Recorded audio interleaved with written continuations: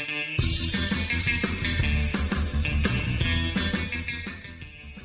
everybody, welcome to my opening movies. Please pardon my congestion. I think I'm fighting a little cold, I guess. But we are in the midst of our romantic month, and we are talking Flashdance, a spicy picture about dancing and romance and dancing. And frankly, I had never seen it before, though it turns out I know a lot of the random scenes, as I'm sure most of you do, because it's kind of an iconic movie. But it was a hell of a lot of fun. And I hope you enjoy our episode on it. Thanks for everyone who supports us. Thanks for doing what you do to keep us on the charts. Thanks for sharing. And just thank you in general. Bye, everyone.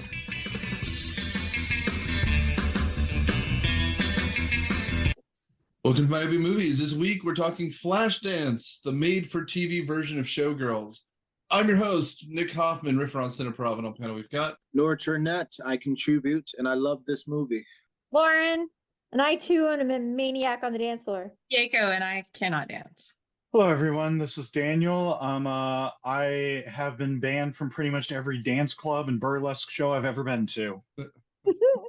Fuck you do. There was some unpleasantness. I can never go back. So this is, I would guess, the first of what becomes a trilogy, what I think of the 80s trilogies of dance movies. Not where it's like a musical and so people are dancing, but like literally movies about dancing.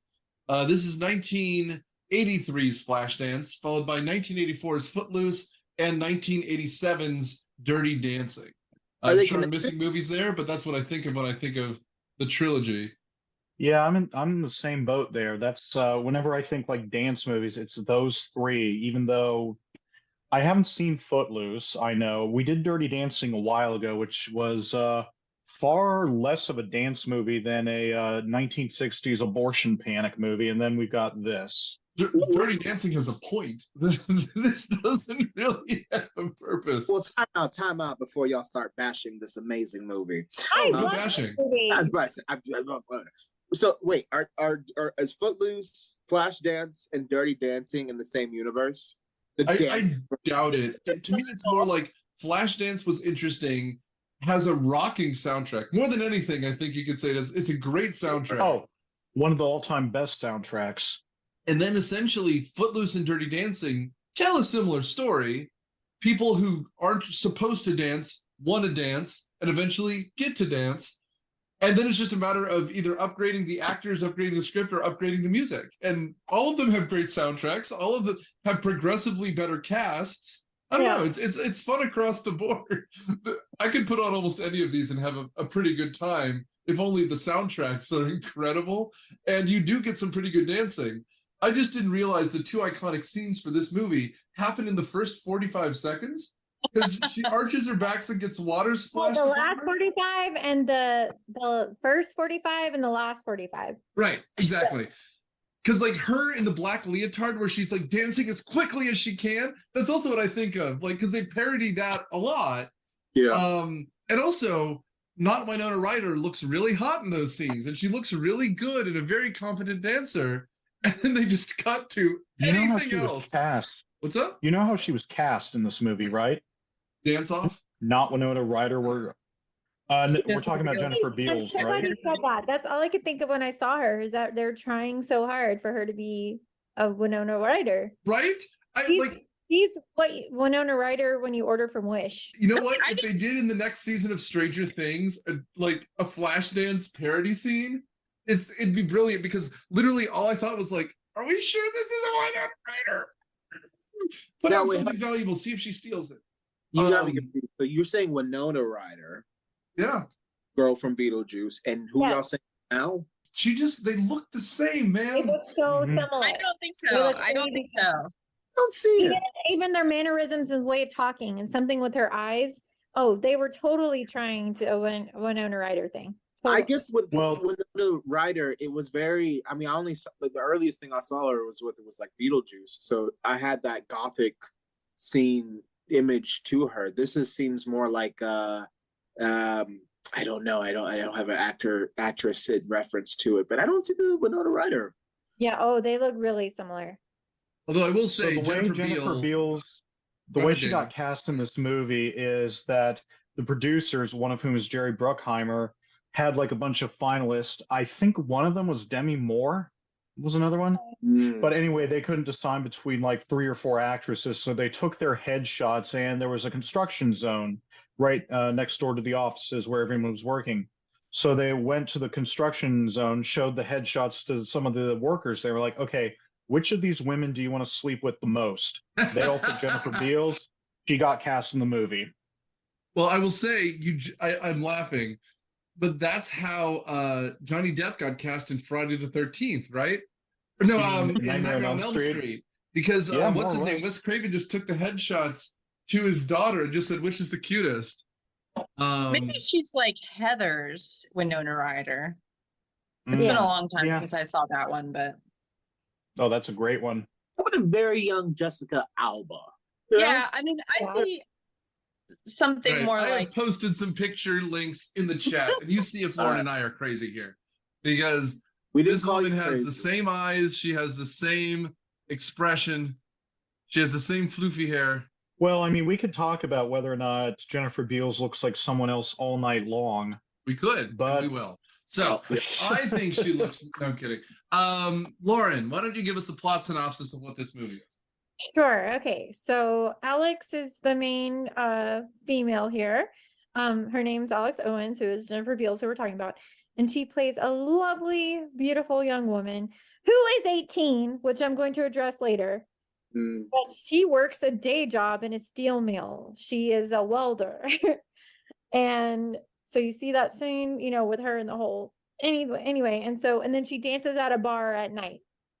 Now this is Molly's bar is called, and she doesn't strip, that because that comes very important later. She doesn't strip or anything, but it's just super sexy dancing. Her boss, Nick Hurley, is his name. He played by Michael Nouri, comes to see her dance at one of her shows. And you get that iconic first beautiful shot where in the whole water, I mean, and her in the shadows, it's just beautiful. So he sees that, and then he sees her at this steel mill the next day and introduces himself. And it's basically like, hey, I saw you dance, I saw you dance. Basically, I felt like introducing myself. He's going, can we please have sex? Can we please have sex? Can we please have sex?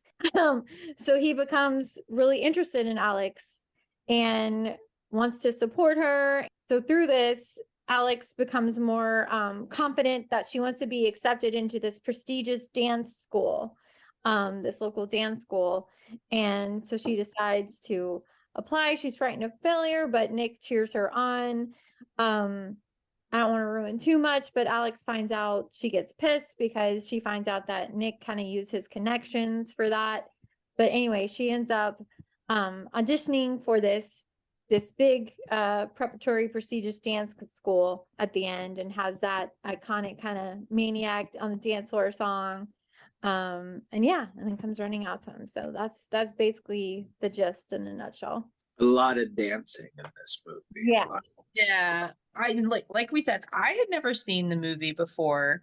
So this was interesting for me because it was like if I were to watch Tiger King, I feel like I kind of know What? I've never watched it, but I feel like I've seen so many references to it. Like this movie is parodied a lot, is so I was like, okay, I kind of think I know what it's gonna be. And I sort of had it right. I actually thought it was gonna be more similar to Showgirls than it was. It definitely felt more like cutesy than I thought it was gonna be. I thought it would be, kind of more. It is rated R because there's a lot of nudity, but otherwise, I guess it's not super bad. But all of that is to say that I was really excited how in the very first, the dance montage, the famous one where she moves her feet really fast, she has a puppy dog, and the puppy is really featured a lot in the dance, because she's doing this dancing around him and he's sitting there, and then at the end she has a towel and she has a little towel wrapped around him. And I'm just really sad that I had not seen that yet. They always cut the dog out in all of the references to this movie. Anyway, that's all. I just love the puppy. Were you disappointed that it wasn't similar to Showgirls? And also, did anyone notice that the puppies. Was it a puppy? Yeah, she had All it for dogs protection are because she lived by herself. All right, but this because the bark from this dog was way too high pitched for All dogs are puppies. Sure. But She needs a dog for protection because her boss comes by later today and is like, "Oh, Yeah. you don't need security or whatever." I felt like Okay, so did you like recognize how many people have parodied this though? Like that, especially the water falling. Like, was that recognizable to you or no? Yeah. The water thing, the chair dance, and the quick feet, and the hair thing. So much water. yeah, and then the final scene after that where she's like, "Can I start it again?" That's all that I knew. Even the Peanuts parodied this with like the feet. And like, was I disappointed that it wasn't more like Showgirls? Like, what do you mean? Like, do you think You it know needed that. more? I like Showgirls, but having kids, I kind of want a movie to be totally for adults or totally for kids. Like I don't like this kind of middle area where it's like 90% of the movie probably would be okay for a kid to see, and then there's like 10% of it that I absolutely wouldn't want them to see. So I don't know. That's kind of a weird way to think about it now, but that's just where I am. It's like I either have to watch it alone or with them. So I could have gone either way, either more family friendly or more adult. I mean, that's what the 80s is. The 80s is the Wild West. There's like that weird ghost blowjob scene in Ghostbusters too. Like Ghostbusters is like a normal film, and then there's in the middle of a montage in Ghostbusters. There's a scene where all of a sudden Dan Aykroyd gets thrown on a bed while wearing a military uniform for some reason, and a ghost takes his pants off, and then his eyes cross. I think you dreamed that. No. No, that's really in Ghostbusters. Like Nora looks this up. Right now. Have you guys ever seen? I think it's called The Cutting Edge. Yeah. Is that a dance movie or a hockey movie? I mean, can't it be both? I guess it's more hockey movie than dance movie. I really like that one. That's the one that I saw when I was younger. But we should just talk a little bit about this cast and such for a minute. But Jennifer Beals is great. She's still in the stuff, including last year she was in the Book of Boba Fett, among other things. But for a second, I just want to talk about this director, because if you want to make a sleazy 80s and 90s action movie, or a sleazy 80s or 90s kind of like erotic thriller, I guess is his genre, it's him. The guy's named Adrian Lyne. But he also did Indecent Proposal. He did Fatal Attraction. He did the Lolita remake. He did 9.5 weeks. And then he didn't do anything for a while after the Lolita remake. Then he made a movie called Unfaithful. I love Unfaithful. The 2002 one? Oh yeah. Yeah, that's the same guy. Unfaithful. And then like movie that's more famous for its trick than the movie itself, but he also did Jacob's Ladder, which is I think a very good movie with Tim Robbins and Danny Aiello in it. But this movie is kind of like my first erotic thriller. It's got this kind of like you said, Keiko, like most of it's almost okay, which means it probably had a TV edit that was on all the time, because like even the erotic dancing that you see, for the most part, it turns out she's wearing lingerie most of the time, but it doesn't look like it because she's completely in shadow. So you can get away with a lot of sins that way. And the lighting is incredible. In fact, I was surprised looking at him that he's just a cinematographer to director, and that he didn't do a bunch of music videos. Like if you told me he did a bunch of hair metal videos in the 80s or Calvin Klein ads, I'd have believed you, right? Yeah. And what's kind of interesting about it is the fact that, not that she's plain, but she's played as just like another girl who has a dream, but she's just a working girl, as opposed to she's secretly sexy the whole time. There's never a scene where she takes off her glasses, lets down her hair, and like, oh my God, she's beautiful. There's no she's all that moment. She's just kind of her, which is nice. Well, She's gorgeous throughout the movie, even when she's welding. Erotic welding is my favorite. Especially part when of this she's movie. welding. Yes. Also, I haven't But been I in a lot love of. how at first you don't know it's her because they put it down and it just says Alex, so you think it's like a man, and then she like takes it off and it's like I don't know, man. I haven't worked in a lot of warehouses or spark factories, as I call them in movies, but you'd think she'd have her hair tied back a little bit better because that just seems like all of it would just burst in. And again, she might have the naturally curliest, frizziest hair of all time, but those products in the 80s, 1983, she's a walking practical effect. that I mean, seems Michael like Jackson at this point. workman's comp waiting to happen. I mean, it was around here, and Nouri, if you don't know this, you should look it up. But on the set of a Pepsi commercial, Michael Jackson's hair caught fire. I do know that. It's the reason why my family stopped with Jerry curls. I just want to say this. There was a good point in the movie where, like, I felt like I needed a tetanus shot. And if I'm not mistaken, this movie's in Pittsburgh, which is the land of steel and bridges. Yes. Yeah. That's the only fact I know about Pittsburgh. I know that they have bridges that go underneath bridges so that they make sure that the stuff from top of that bridge falls onto the bridge and not the subsequent highway or roads of that nature. But I'll pose this question to everyone. When did dance movies stop being cool? Because I miss dance movies. Well, I I mean, in the agree. 20 teens, we have Glee and like High School Musicals and that kind of stuff. Step Up, Center Stage. 3D and 4, yeah. We got Center Stage. We got what's the one with Julia Stiles? Was that Save the Last Dance? Save the Last Dance. Save the Last Dance. There was another one that Richard Gere was in, like a salsa. Oh, Yeah. that was a remake of a Chinese movie. Which one was That that? I love the soundtrack for. And I But mean, I can't again, remember. this goes back to Grease and being kind of a musical, but Mamma Mia is kind of that in spades. Yeah. Even the Silver Lines Playbook, that had dancing in it. It did, and mental illness, which this also kind of does. It's just not as cool. Like I was watching her dance and I was like, I feel like I could do, and I can't dance. And I was like, I feel like I could do that. Maybe I can't. Maybe I probably really can't, but I miss the days where you could solve a conflict with, what I mean? Like Dance legit off. dance Get out battle. of the parking lot. We're gonna have a dance off. That was a big thing. And as I become more of an adult, I'm sorely disappointed for the amount of you should just bring it back. I Be should. responsible.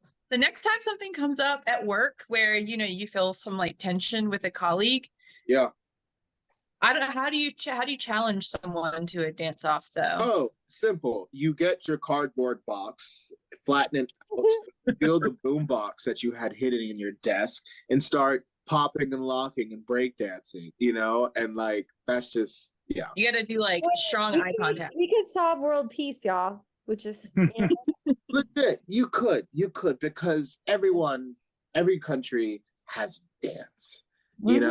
For some reason, I kind of want to see Hairspray after this to kind of like desensitize my brain, but then that goes into a lot of racial things for some reason. I mean, Anyway. I was going to say though, speaking of racial things, a Yes. lot of the movies that you're thinking of in the 2000s are that kind of thing. There's Drumline, there's Stomp the Yard, Yes, right? That's kind of where they went, and then they just started remaking this shit because there's like a Dirty Dancing Havana Nights movie which comes out in 2004. Oh, yeah. There's I did also like a that remake of Footloose in 2011. that was good. that was a good remake. I will say that for our generation. Whatever you guys, it was a good movie. But Dirty Dancing Havana Nights was also a cross-cultural movie because it was about the girl who's in Havana meets a guy. Like, so it's not just the dance. I mean, I think Center Stage was. Yeah. No, I was going to say. What bothered me about this movie is the fact that she's only 18. Like, thank you. What the hell? Why is she by herself, first of all? Why isn't she in school? Why is she not in school? Why is she completely on her own where she has to work at like not a nudie bar, but a sexy bar in Weld. Like, what? Clearly something bad must have happened to her or something. So, Some I mean, sort I of think trauma there. There's some sort of trauma.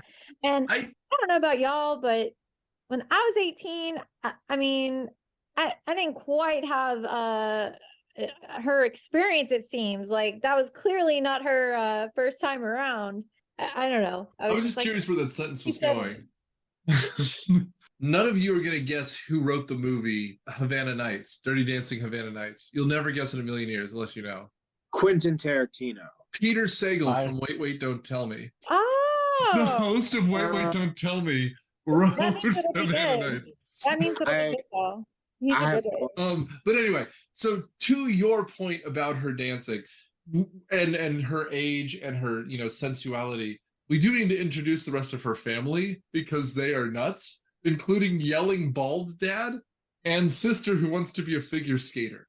In any other decade, this is now a reality show of talented sisters and their, I don't know, Michael Jackson's dad, like the guy who hates them. Oh, that was her sister. I just thought that was her best friend. That's Yeah, That was her sister, right? that makes so much more sense. Okay. well, she says we're best friends. I don't know. I think that they are sisters based on the relationship with the parents, because the parents are like the girls like go see her, skate. But like I would say the thing that makes this like, I think this is pretty normal for like a lower class family, like to move out when you're 18. I moved out when I was 18. Like Yeah. I was on my own. Like I could have gotten up to whatever. I just worked and went to school, but I could have gotten up to, crazy stuff if I wanted to, because I was on my own. I think what makes it unique is that both of the girls are talented and have like a cool thing. Like I just had a job, not, a skill like ice skating or dancing. Got it. No, I thought they were best friends, not sisters. That makes a lot more sense.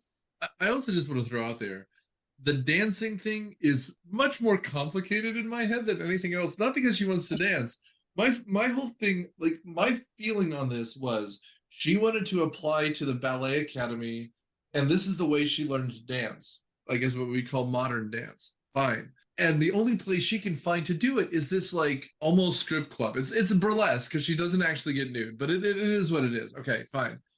But then where the hell is this dance academy? It's still Pittsburgh. Like I thought it was a commentary on the fact that, oh, this is Pittsburgh and this is the best she can do. There's not like community ballet. So she's here. And then all of a sudden we're in this building in France. She smash cut to a dance academy somewhere in Paris.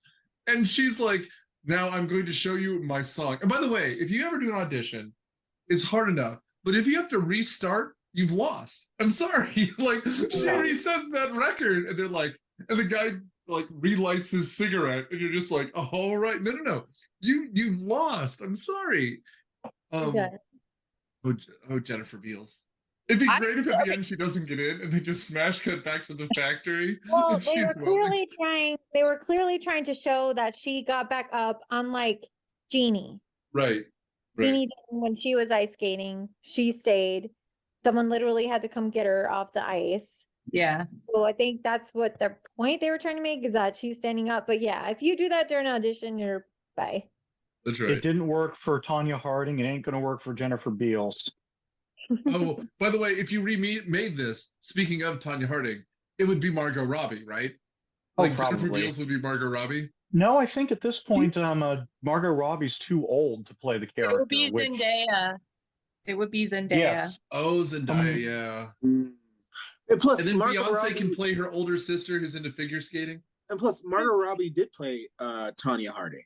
That's why I She was did. saying. One nominated for an Oscar for doing it. Yeah. Oh yeah, I did not know that she broke that girl's ankle allegedly.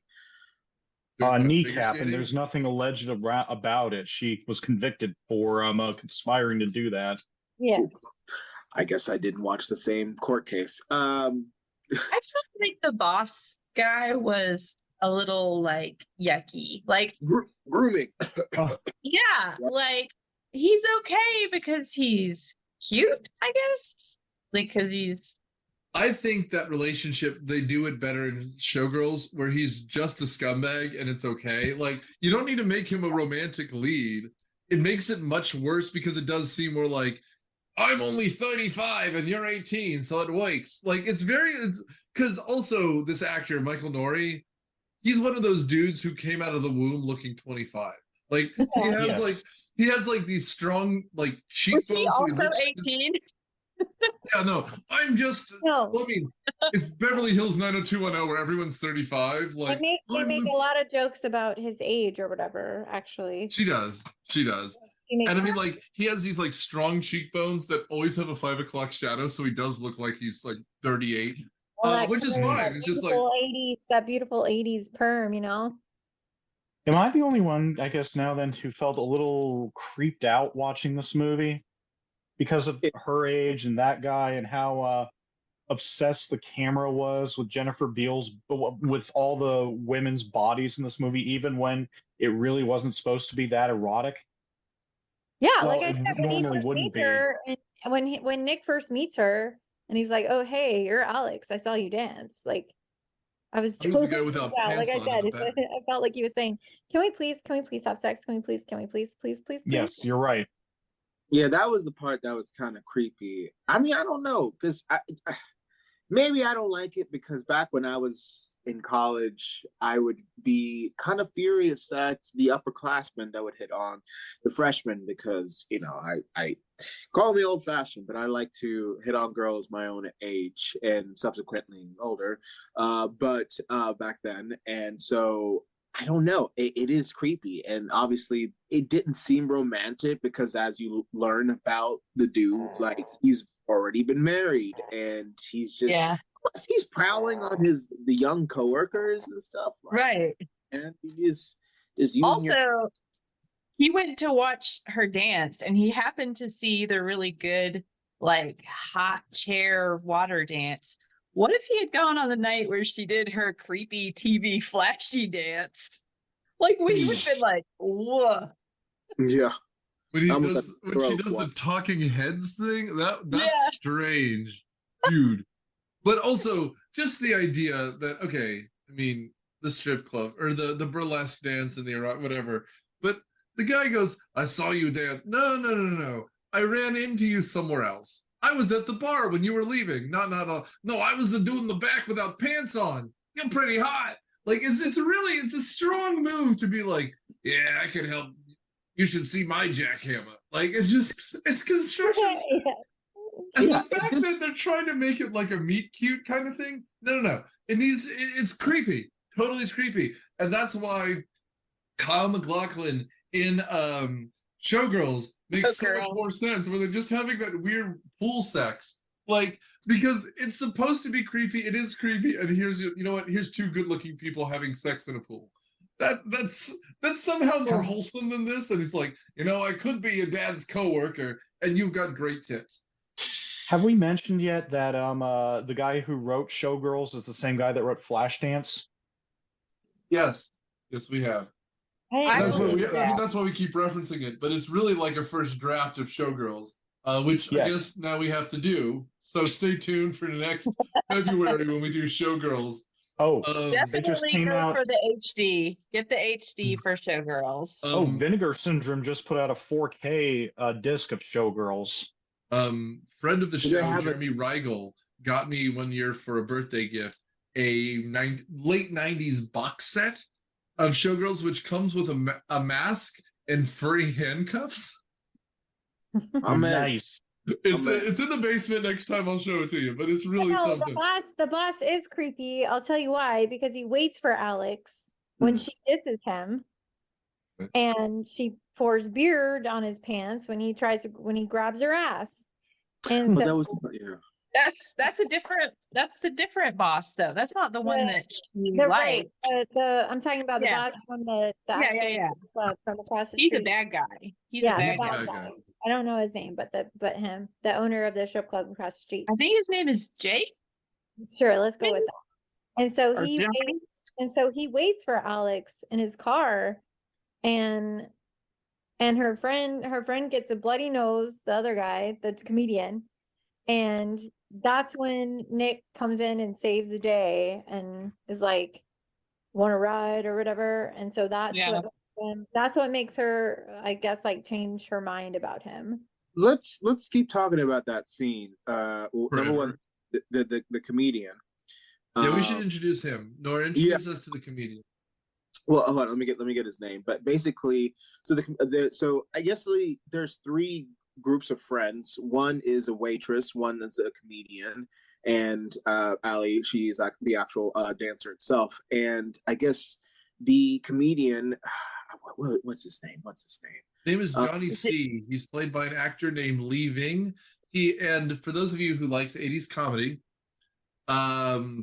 he's Mr. Body from Clue, the guy who gets killed that sets off the whole movie. Yes. Yep, absolutely. Essentially, he's a cook who wants to be an aspiring comedian, and he has one set that we see him, and he bombs until he starts making a joke about putting cockroaches in the hamburgers, in which everyone scoffs. And I get that's, I mean, for me, that wasn't my taste of comedy. And then he makes sports jokes, and really people are there just to see the burlesque show. But essentially, Lauren, from the scene that you're referencing to, when I guess the owner of the strip club, or the guy that works the strip club, goes to Alex, and I don't know, his defense, her friend's defense was just yelling at him, tell him to stop, and his goon behind him just like punches him right in the nose, gets a bloody nose, and her love interest is out of his car, and he doesn't really say anything. He just says stop,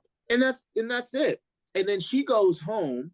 Homie follows her behind with his car, again creepy, until she gets home. And I don't know, like, this is so if this dude was just let's just say he was like 800 pounds, just not attractive, and it's because he's cute. It's just okay, but he's cute. That's what I'm saying. Because the guy from the strip club, he was pulling out the same moves, except he was a little handsy because he was cute, and he's hanging out with his ex-wife. Yeah. Would you date someone that was still dating his ex-wife on an occasional basis? Okay, well, why not? I also think part of it is supposed to be playing off the fact that she's supposed to be naive. I'm not saying that's a good trope. I'm just saying that, like, he's supposed to be the rugged older dude, and therefore blank. Experienced. It's an early 80s movie. It's not like they're giving this a lot of thought. Although I will say, I wish we got more from Johnny C, because I love his track. I mean, because again, Lauren, you do local theater a lot. I don't want to say I'm a burgeoning comedian, but I do live comedy here. This is Atlanta, at least. Can you imagine being in 1983 Pittsburgh and trying to make the national scene? And he's like, one day I'm going to be on Johnny Carson. I'm like, no, you're not. But it would be great if his journey was trying to get on, like, Star Search, right? Like, I mean, Mr. Rogers, that is my response to making it big coming from Pittsburgh. Yeah, but not telling, like fart jokes. Mr. Rogers had dignity. This guy doesn't. But, like, you're about to say Rogers tell dick jokes. But again, like, if he was saving up money so that he could move to LA or Chicago to be in, like, the ground link, like, if there was some mission for him other than, like, the sad person that doesn't get laid, it would be awesome. But so there's he can nothing. so he can tell Polak jokes. Oh, dude, it's not even like funny jokes. It's like, what does and you're just like, guys, there's no punchline here. I think maybe that's like a regional thing. I just figured that was just like something that I just missed, that I'm like, I don't understand that. So. Oh, from Alabama, you didn't get a lot of Polak jokes? No. No, it's a Midwestern thing because there are more Polish people in the Midwest. But here's a classic, Keiko. Why does the Polish Navy keep failing at making submarines? Because the screen door always leaks. That's the Polish. Waka waka. Yeah. Yeah. No, it's always they're so dumb. Yeah. Could you dumb that down for me? A screen door on a submarine has holes. Has holes. And therefore it would leak. Therefore. Here's our Polak. He's our Polak. That went right through me. I'm like, I don't get it. Well, I mean, to be just fair, like Cincinnati chili, right through you. All right. to be fair, I went to Pittsburgh very recently. Some of the buildings are really in Pittsburgh. The building with the statues out front, that's the Carnegie Museum of Art. They put French fries on salad in Pittsburgh. So it's my favorite city now. Nice. But yeah, no, it is what it is. They did film a lot in Pittsburgh, apparently. So there you go. No, All right, so the rest of this movie. They start dating because he like saved her or whatever. And so I guess she feels like she'll give him more of a chance. So they go to dinner and they show like the whole 80s, montage of them like playing and by the train tracks and that typical like falling in love a little bit montage. And so and then he finds she goes to the ballet. Was it a close family friend? I wasn't understanding who that woman was to her. Her I name. don't know who that Hannah lady is. I Wait, think was it's it Hannah? You're going to be pissed at me for doing this, but before we continue, I do have to ask, ballet, what, the little bear in the car? Ballet. I'm not helping anyone here. I don't know what's happening. So we're at a rail yard, which is a perfect place for romance, especially when you're wearing red heels. Yeah. But we should mention here, this is, presumably where like they bang for the first time because he's like groping on her. But we smash cut around here to her dancing in whiteface in front of a TV. Yeah. This is the one I don't get. I have no idea what's happening here. We're watching like a rejected musical from Rocky Horror Picture Show, and she's wearing like a red suit, white face makeup, and even the audience is looking like, this isn't very arousing.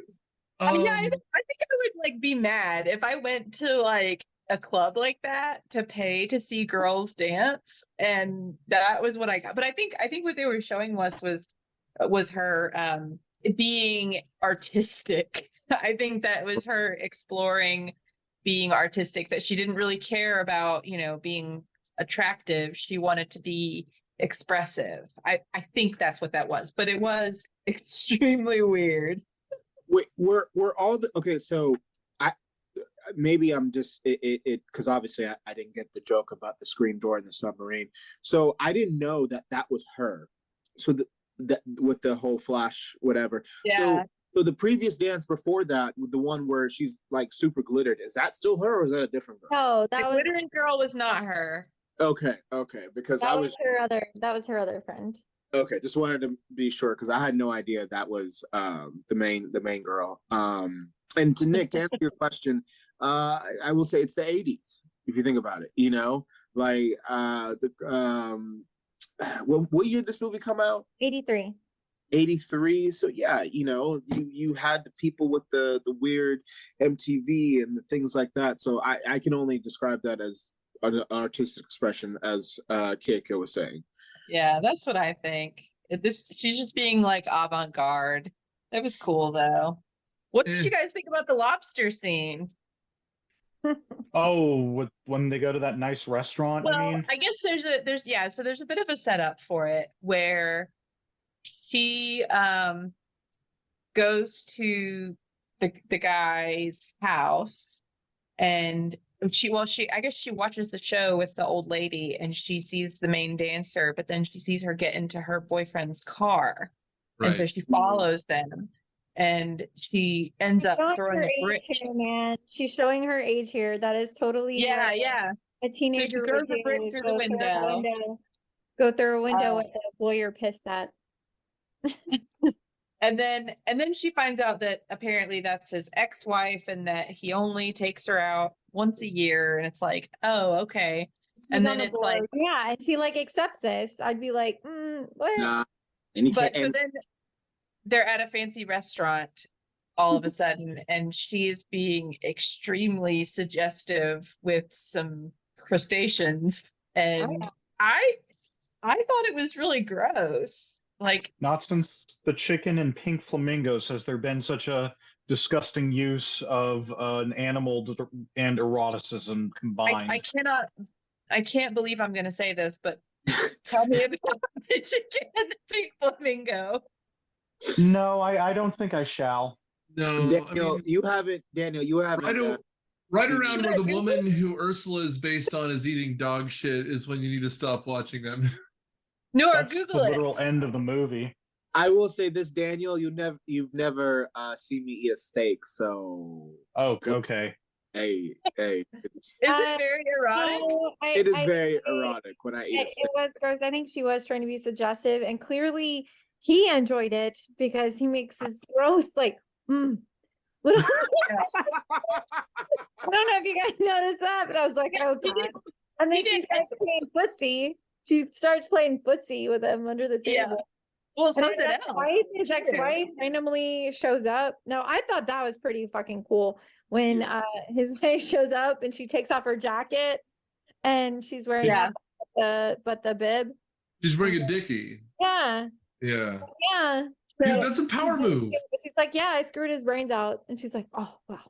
And just walks away. That I don't know.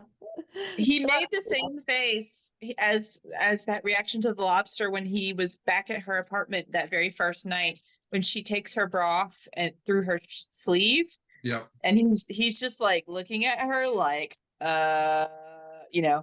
And I will also give them this, and maybe ladies fill me in here or play this game here, but she gets the 18 just out of high school sexuality pretty good, right? Like the subtly taking your bra off, like So. She's not wearing lingerie, like the idea of she has, but like she has a young body, the way she's playing with it, that to me seems much more like her notes than the script notes. And I don't know. And I mean, the guy is all wrong. That's weird. Yeah. But Because the line move, there was not it. Yeah. You want some pizza? So Yeah, she was clearly that scene. She was clearly, because she keeps talking, it's clearly meant to be that she's sexy without trying to be sexy. Like Yeah. it's, I think that's the point they're trying to make here. I thought that was pretty cool. That's pretty cool, sexy little trick. A lot of shows have parodied it. I mean, even look at Friends. Yep. So with Rachel and stuff, but yeah, I'm assuming that that's the point of that, is just to show, she's sexy without even trying. The sexy power. She has power in this situation, right? Like, Is it just a question to? Is it difficult to do that with through the shirt and kind of? It's not. no, difficult? I mean, again, you can check in. To me, it's more the confidence that she can, like, again, it's not that she has something sexier. She's 18. She doesn't have Fredericks of Hollywood stuff. It's more like, this is how I show my power. I can be sexy doing this very simple thing underneath my 1980s. I could start a garage metal band because this 3 people could fit in this sweatshirt thing she's wearing. That's the key. So that's the logistically, it really just depends on the shirt. If the shirt is big and baggy like the sweater she was wearing, yeah, it's absolutely doable. If it's tight, if the neck is tight or like the arms are tight and it gets stuck in the sleeves, it's not as easy. As we continue to talk, I'm wearing an undershirt underneath this jersey, so we'll continue the conversation as I try to take my undershirt out of my jersey. So please continue. So, it's really that easy. Yeah, you have to do it like while talking too, because she was talking the whole time. So yeah, this movie was great. I liked it. Well, no, the one thing. Okay, this was, I guess, in my head, I really didn't want them to end up together. You know what I mean? Like, I really didn't want them to end up together because he was still hanging out with his ex-wife, and I guess that's just like other, like, I don't know. Maybe it's my emotional things to me. And hold on, and oh wow, nice. That was as sexy as you'd imagine, audience. No, there's no way I'm gonna make it. There's no way. I did it. The age gap, the maturity, no, he's in his 30s. There's no. Okay. But to your point, it makes you want to root for them for sure. Yes. Better ending. You want to would root have been for her, the same thing, realizing she should go to the audition, and then maybe he like calls her. I guess in that time period he would have left her a voicemail and she would have like deleted it and walked out the door. Right. So she gets the audition, she gets in, she's happy about it. She and Grunt can go off into the sunset. That's her puppy. And she can just say goodbye to the guy who is just a creepy predator who helped her get the confidence, because that's really what it is she just needed the confidence to apply, and she was just scared to. She had it all along. It wasn't really his connection that got it for her, I don't think. But and this is where the script gets messy, because like at the beginning it was like she almost auditions, and then at least in my head it's kind of a slobs versus snobs. It's kind of a classist thing where she's working class and these women are not, more or less attractive, but they're put together. It's the thing you get in like the first Mighty Ducks movie where no one has real equipment, right? Like these women have the proper outfits, the Lululemons, their hair is tucked back. They've done this before, and our heroine has not. And that makes her feel intimidated. And so, like you said, at the end, it's about the confidence.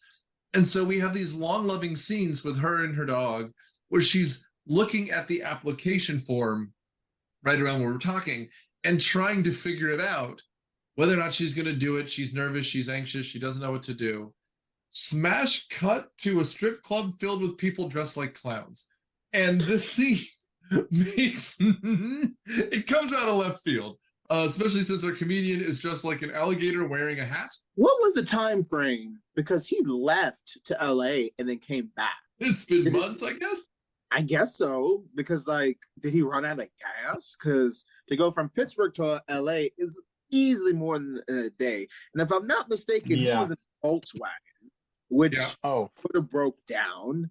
And by the way, the girl he was hitting on, who now is dressed like she's in Greece, is dating to the guy who tried to rape what's her name and is like broke his nose. Like it's just there's a lot going on in this movie at this point.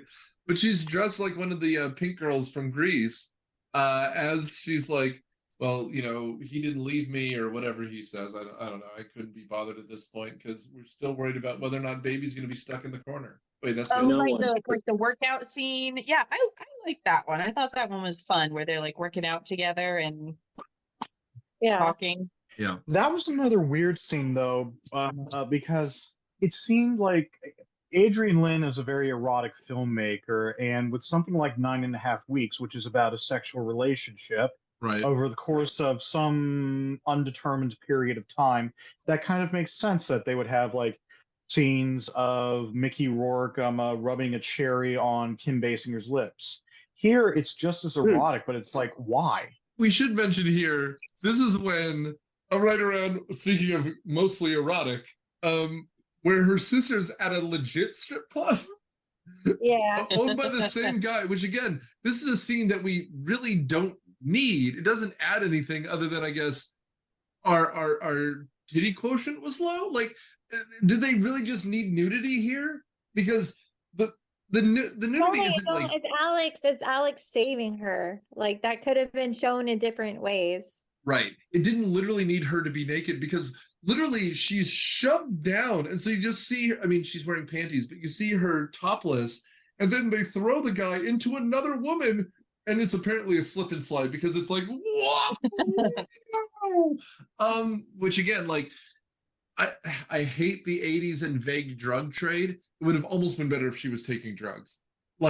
Truly, because it just feels more pornographic because everything else has been insinuated, and now it's just in the middle third, it's just her breasts, and she hasn't been on screen for 30 minutes at this point. So it's like, who do we have that has boobs? Oh, right, her sister. It's a very odd scene. But at this point now she's fighting with the boyfriend. Because she thinks she only got the audition because he put in a good word for her, which I'm sorry, but in show business, sometimes it's who you know. And this is Pittsburgh. I mean, we didn't talk about it because it's an odd scene, but she has a freak out in a tunnel that does not exist in Pittsburgh. And she's like throwing shit around. She's wearing heels. Traffic is disrupted. And now Winona Ryder is really pissed off because her son has gone to the upside down. And she's slapping the shit out of people. Nouri caught that. See, we're good. I did. We're having a good time. Yeah, I got a joke. Also, her boyfriend wet. I mean, just damp from the rain. looks somehow 20 years older. He looks like Skeletor at this point. And I'm just like, oh, this is, well, and I guess it's the director if he had a plan, which he did not. But if he did, it's like now she realizes the difference between the two of them because It's he like, now oh, looks like he's a wet rat. old. It's showing her age. It's showing her maturity. She's Right. gonna throw the rock through the window. She's gonna have a little bit of a hissy fit when she finds, again, I think she's trying to show like that she's strong and independent. She doesn't need a man, but like Nick said, sometimes in show business, it's who you know. So Yeah, I don't know, man. Like it's a sleazy boyfriend, so I get it.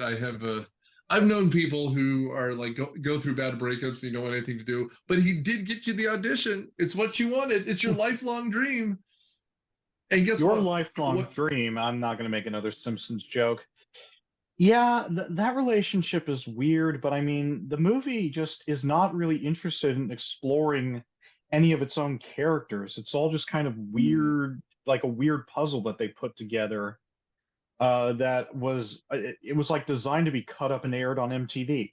Yeah. That makes a lot of sense, actually. Yeah. Because a lot of music, a lot of dancing, Flashdance. And I mean, again, you want to talk about a scene out of nowhere. Around here's where she goes to a confessional to talk to a priest about what she did. yes. In case you didn't know, this was the third act, and I needed to explain it to you, Father. It's a lot. On MTV, that's where they would have put the PSA about like premarital sex or like whatever they wanted to PSA on, to the kids. So I'm not Catholic, if anyone could tell by my name. What's confessional like? Because you just do things and then it's forgiven. Kind of. Yeah. We're diving into a deeper conversation about religion, but every time I see this, and every time someone says a Hail Mary, I just quote a Tupac song. So like, is it like, obviously she didn't want to do this, but then spoilers, was it her Nana or her Hannah? Because I'm very hard at hearing. Who was she this? said Hannah, but I don't know who this person is to her. No. I assumed a good close friend. Hannah is who introduced her to ballet. She Right. took her to, Makes sense. This entire time I thought it was Nana. And then spoilers, when she dies, I'm like, why isn't she crying? But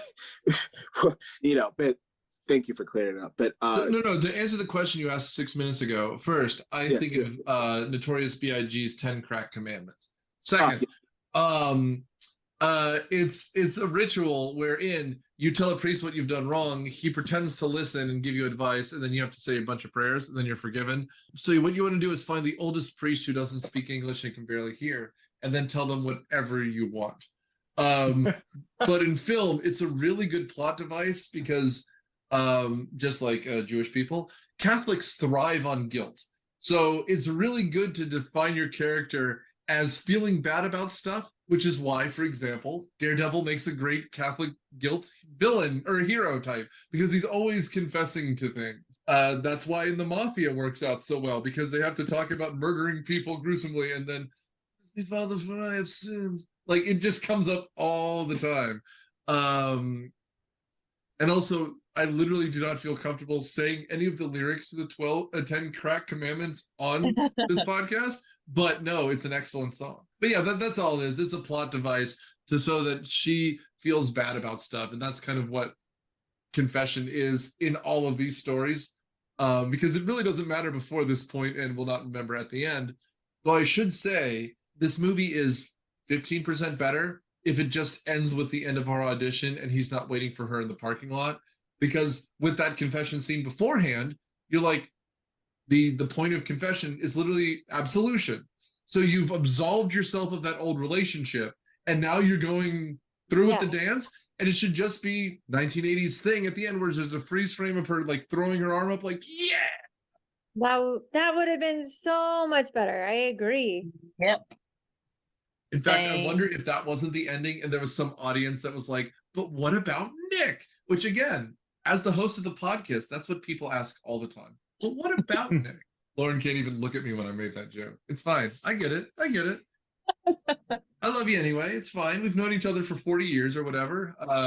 You don't have to put up with me. It's fun. But So- Well, I was actually, to tell you the truth, I was actually thinking about the first time I watched this movie. I was in 8th grade. We were at a slumber party. One of my best friends, Sarah Davis, shout out to Sarah. Back then, her older sisters were like, "Oh, we want to watch this movie," and I'd never seen it. And so, they were older. So I felt like I wasn't too sure it was too appropriate for 8th grade girls, you know? But I remember it being a lot more raunchy than it was now. Because if you look at movies now, good grief, this is Same. nothing compared to now.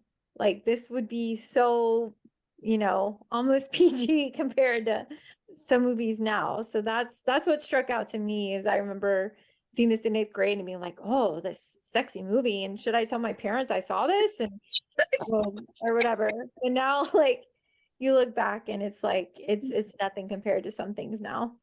Meanwhile, in my 8th grade sleepover, we would watch, like, one of the ones that I remember watching was Ginger Snaps. Great Oh, movie. that's The that's a great movie, but that is even more cheesy awkward for 8th werewolf. grade girls. Yeah. Or what's the one about the two guys who have guns and are in churches? Boondock Saints. That one. I was Oh, about to say, that's two good. Well, I will say this, Lauren, in regards to just, how what's considered our PG-13 and Yeah. C throughout, because I remember like watching Grease. Grease is a rated G, if I'm not mistaken. But if you Yeah. talk that shit, that's not Yeah, rated. really? Yeah. And I don't know, at the 80s, like, I don't know when Times Square in New York got in the middle, got rid of all the porn and things like that. So I guess there was like a teetering line of what's allowed it. Like if artists like Michael Jackson were today, they would have questions. I mean, they still have questions. They're still bringing up cases from him, and he's been dead for almost 8+ years. Like him even grabbing his crotch a million times, that's considered. And I remember when Britney Spears came out, there was like, oh my God, no, but there's half naked girls on TikTok. But it's funny that you mentioned that, because I was watching something on YouTube where that show NYPD Blue came out, and it's saying it kind of broke the barriers of what was allowed it on TV. You know what I mean? Like pushing the limits and things like that. And I mean, like, I'm sure if I was a middle schooler during this time when the movie released and it came on VHS, this would be something that would be hidden in the cupboard. Like, guys, we're gonna watch Flashdance still. Of course, my sleepovers, we had the internet with the one family computer, in which we all got in trouble for because we Googled something we're not supposed to, and the virus got through and things like that. I mean, like, come on, we were all there. Paris Hilton came out with this like the height of the internet for me was Janet Jackson's titty and Paris One Night in Paris, and then you follow that with Kim Kardashian and things like that. It was just like the era of the leaked sex tapes, and I'm sure in the 90s there was Anderson and Tommy Lee. I was about to say Tommy Lee Jones, but just the old guy from Tommy Lee. Yeah, from Tommy, you know what I'm saying? So let me ask this from the group, since we're all critiquing the movie in our own way. How would this movie be perfect for any of y'all? Like, what would you change, or what would we do? We'll start with you, Ben. What? If you had to change something to this movie to give it 100% Rotten Tomatoes Nick's score, like what would you change? Not possible. I mean, the honest answer is you need to decide what kind of movie you want to make. This movie tries too many things. And so to fix it, honestly, get her a friend like her sister here, but they're both trying out for dance. And then her friend does whatever it takes. Maybe she starts, it's the 80s. She starts doing drugs or something. Or she starts, God, if this was a teen, actually they were teenagers, she starts smoking and drinking, right? And it looks like it's going to make a difference. But in the end, our hero stays clean, and then she ends up getting the spot. That's how you make it into a movie that is then a kid's movie, but still a movie.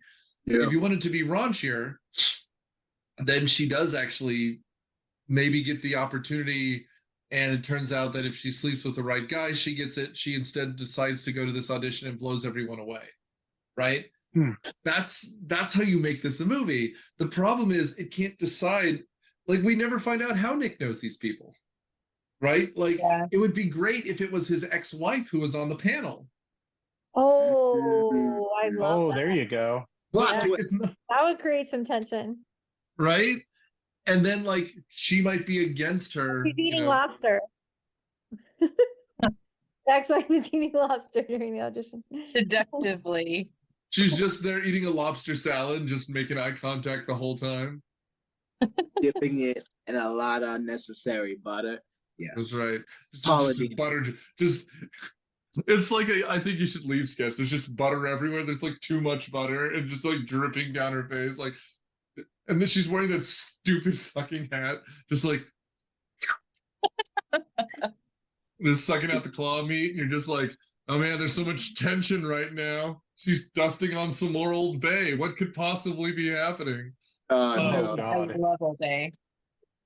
You know, there's actually a movie that the Wayans brothers, the people who brought you Scary Movie 1 and 2, And White Chicks. And White Chicks, they actually made a dance movie called Dance Flick, which is a parody of all the dance movies. You Got Served, Flashdance, Step Up, Ray, for some reason. There's a scene, Fame. Oh my God, Fame. You know, How have we not mentioned Fame yet? Damn. That's a good movie. I've only seen the Anthony Mackie remake that they did in like the mid 2000s, not the OG version that they did whenever the OG version was, because I don't know when that movie came out. Very good. We should, I guess, wrap this film up. She goes back.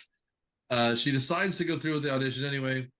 She goes back to, I guess, the green room the backstage of the old club, and gets all of her makeup and stuff in a scene that I guess is supposed to feel cathartic, but we don't know the character she's talking to, so it doesn't really work. It's weird.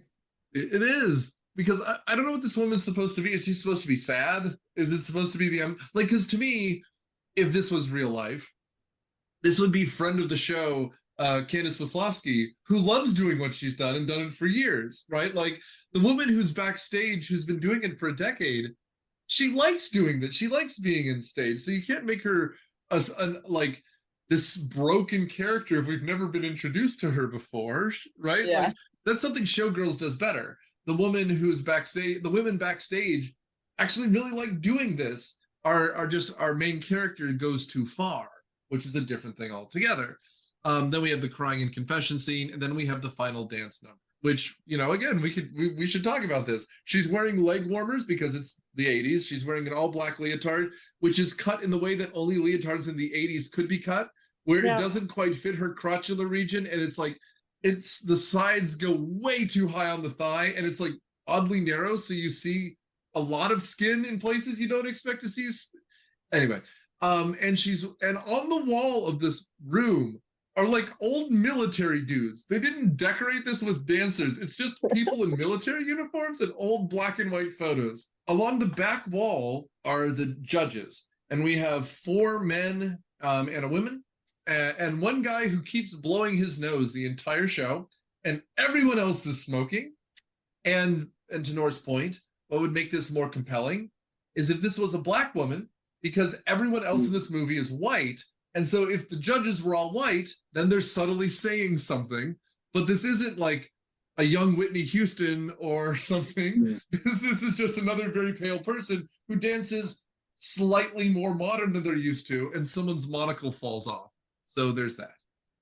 Also, I had my captions on, and there was something funny in the captions in that scene when she's dancing, and the one guy starts tapping his foot, and they're like getting into it. It says the guy that blows his nose, he blows it along with the music, and it says he blows his nose rhythmically. Oh, Jesus. It says blows nose rhythmically. It's funny because I noticed that. But I also just like B, how there's this one woman who looks like everyone's English teacher with the red hair and the bangs who gets so excited. Yeah. Oh my God. And again, the dance sequence is funny because she messes up and does what her sister does not do, right? She picks herself up and keeps going, which is good. And I believe it's actually her doing it. We don't have any cut where you don't see her face. You see her face pretty much the whole time. But woman can dance. This part is really good. Yeah, this part's really excellent, I felt. It is, but they used a lot of stunt dancers and they didn't credit them initially, so that was controversial later. I will say this, and it kind of brings everything in a full circle from the movie, if you noticed. And as someone who's taken ballroom dance for 3 years in high school, and there was a phase where I crumped. She was actually every type of dance, whether it was breakdancing, figure skating with spins, she incorporated all that in her routine. I don't know if it, obviously because like she wasn't spinning like that on stage, and she damn wasn't sure popping and locking and spinning on her back because you know what I mean. So that was something that I kind of noticed. Like she just like the break dancers on the street they show earlier. Right. Where she gets her we didn't mention that scene. From her sister. Yeah, they're showing her and her influences, I guess. Yeah. That scene is amazing because like it's her and the boy, right? It's her and the guy, but they're just standing watching these people and time is passing because they cut back to the dancer and they cut to them and they cut back to the dancer and cut to them. And every time they do that, there's more people in the crowd, there's less people in the crowd, there's a different dancer. So it's as though she had a stroke. It's really bad filmmaking storytelling, but it's just so funny how she's just like. Also, if you notice, I don't know if it was just me. So in the background from the breakdancing, you can see a cop car just come through. And I'm like, oh, they're going to get busted. And the more cuts to it, the cop gets closer and closer. And then all of a sudden there's a crowd, but no cops, no one gets arrested. Like, why have this? Did you not get the permits to make sure the background, whatever, was cleared? Like, that was just weird. That the one thing I could nitpick was that scene. I didn't notice that, but I'm glad we mentioned this scene because I also really appreciated near the beginning of the movie. There's like a crosswalk cop guy that she goes and has like a full minute of interaction with where she kind of is like goofing off with him. And then at the end, he pretends to take out his gun and shoot her, which like, I guess is like funny and cute back then. Like nowadays, I was like, oh, like a little bit anxious about that. But I thought that scene was also really cute. Like her dancing with this crosswalk guy that she clearly sees, every day or whatever. I wonder what moves he got from her. It was like the finger guns. She should have put that in her final performance.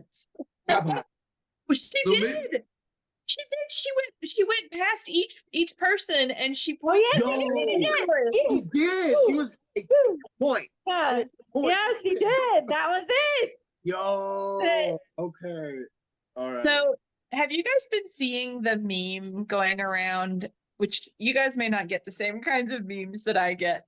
It's something, Lauren, I feel like for some reason, I feel like you might know about this, about a person's eyes, like the shape of their eyes. And if you can see the white underneath the eyes, like kind of like what Nick is doing, but less crazy looking, it's supposed to mean like that you are like doomed or cursed to have like a tragic life. And so the meme points out all these famous people that have that kind of eyes, and like Michael Jackson is one of them. It's like an S word. I don't know what it is, but I don't think you hold on. You don't have it, but it's something to do with like when your eyes, when you can see the whites underneath. The point was, where I was going with this was, I feel like Jennifer Beals has them because I feel like she has like what you would call sad. So it's called Sanpaku eyes. Yeah. Come from Japanese. It means the three whites. White parts of the eyes showing either above and below is known as, which can cosmetic feature core. Okay. Yeah. And it's supposed to indicate like, somebody who has like tragedy or something in there. Anyway, I just thought it was interesting because like Michael Jackson, like, yeah, he he had a very tragic life. Yeah. I don't know that Jennifer Beals did. He was in the L Word. They're Yes, associated with Who, it's Michael Jackson? no, Jennifer associated with Beals. I'm tragedy and kidding. violence. Are Yeah. especially likely to develop illness or die a tragic death. Oh. I mean, they also believe instead of in the zodiac, in that your blood type predicts your future. So I take it with a grain of salt. No, I just think it's interesting. I'm not, Sure. I don't Is think it- any of us have them. Anyone else have a favorite dancer we haven't talked about? I like the lady who looked like Ziggy Stardust, who started her dance with the catcher's mask on for some reason. That was sharp. That was right about when Robert Wool got beer poured on him, and then you had someone else pour beer on someone on the guy's crotch. Right around when we're talking. But like, it's just I like Jeannie when she just has her legs up. And she's just doing this, she's just circling. oh In god. the strip club when she was naked. Yeah, she's naked, but they don't show it. But yeah, she's like this with her legs. I mean, they do eventually show it. I just in general though, what she should have is gal pals that are among the other dancers. I mean, that is kind of a lost opportunity because like why do any of them care about her or not care about her? It'd be great if she had a rival. It'd be great if she had friends or allies. But instead it's just like, but what do the men have to say in this scene? Every single time, which is kind of a problem. Anyway, she gets into the dance studio and then Nick has roses for her and then she gives one to him and then it cuts to black. After he kidnapped her dog. Let's note that. Her puppy. Front. Pup. With a bow tie. With Dog a has a bow bow on him like he's Alexis at Christmas. Right. He does get points for that. I mean, acknowledging the puppy. I don't know. I feel like I have a problem with like just their relationship to begin with. So I don't know if anything he did could redeem him fully for me. Just He's also, I mean, he's a jerk. I agree with that, but he's also just not a complete character. Is kind of the problem too, because he's of one goal, he's of one mind, whatever. Period. But banging soundtrack, like this is just like it's such a good soundtrack. Such a good soundtrack. Yeah. I also kept finding myself thinking, especially the scenes where she's alone. For some reason, those were the ones for me where I was like, this is just a pretty scene. Like she's sitting when she was sitting at her workplace and there's like the red light above her and she was waiting to open the letter from the school and then she decides to open it and it just looks cool. Or like after Hannah died and she's sitting there on the floor smoking, it's just pretty. Every single shot is just a pretty scene. Yeah, no, totally. And, there's a lot of stark backgrounds, brick walls and stuff where she's, like you said, like she's smoking and she's just having a moment wearing these like baggy sweatshirts. It looks good. There's a purpose to all of this. I don't know. I think we're about done here. Nora, what's your final thoughts? Like most things, if you don't take it seriously, you find a really good movie in this. Like y'all said, the soundtrack was really good. Having seen this movie for the first time and just hearing all the music to it, especially that Maniac song, it's really good. Acting could have been better, but it's the 80s. You know what I mean? Like, I don't know what was. It kind of had Rocky vibes to me, Rocky 1, with just the small town steel mill person trying to make it out, that just needs a break. But I generally enjoyed the movie. If I watched this when I was 16, I don't know how I would turn out. But watching it as a 30-year-old, I'm mad at myself that I didn't watch it when I was 16. So, Daniel, do you have a thought? First and foremost, the soundtrack is wonderful. It is an amazing soundtrack that's still got a lot of classics on it, so go check that out. The movie itself is just kind of weird to me. I mean, it's not really a movie. It's like a bunch of almost unrelated vignettes with the same actors in them. But, I mean, I don't really think this has any characters. It's certainly not any sort of groundbreaking storytelling. I mean, I think the reason people liked it back in the 80s was because of the aesthetics and the fact that people in the 80s were apparently monstrously horny. I don't think the movie holds up that well, but again, wonderful soundtrack. Lauren?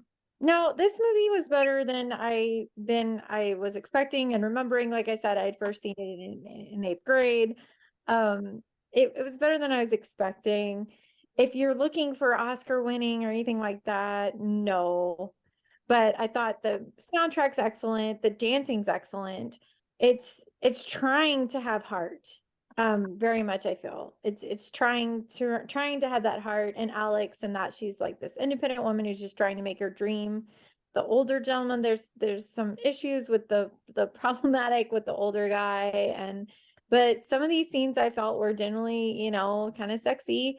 And I feel like it's very much of the time. I think this is very much representative of the time. So just know that going in. But yeah, not great, but not bad either. Keiko? Yeah, I think in that same vein, if you like 80s, like if you were like a person who identifies as someone who likes 80s movies, you will like this movie. I feel like if you like movies about dance, you've probably already seen this movie, but you will like this movie. It's fun. It's, not too heavy. I personally didn't have any problem. I thought it was fun to watch. It was fun. Yeah. Meh. I mean, I'm with you. I like the music.